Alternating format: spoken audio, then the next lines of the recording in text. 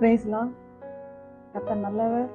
கர்த்தர் நமக்கு கொடுக்கிற எல்லாமே வந்து ஒரு நோக்கத்தோட ஆண்டு கொடுக்கிறார். இந்த பெண்ணை வச்சு நம்ம பேப்பர்ல எழுதலாம். ஆனா அந்த பெண்ணை வச்சு நம்ம மனசுல எழுத முடியுமா? முடியாது. ஆனால் வேதவசனம் சொல்லுது, உன் நாவு விரைவாய் எழுதுகிற எழுத்தானே என்று சொல்லி சங்கீதம் 45:1 சொல்லுகிறது.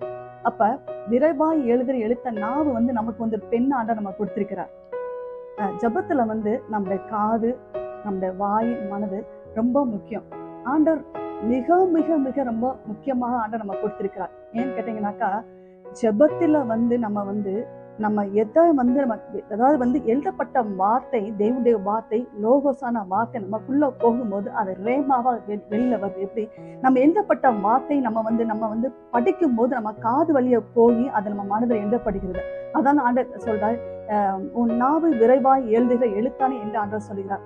நீங்க எதை ஜபத்துல போய் நீங்க வந்து தேவனுடைய வார்த்தை உங்களுக்குள்ள இருந்து அதை நீங்க அறிக்கை செய்யும் போது அது ரேமாக வந்து நீங்க என்ன விஷயத்துக்காக நீங்க பிரேயர் பண்ணி ஆண்டவர்கிட்ட கேட்கிறீங்களோ அது நிச்சயமா உங்க வாழ்க்கையில் நடைபெறும். ஆமென்.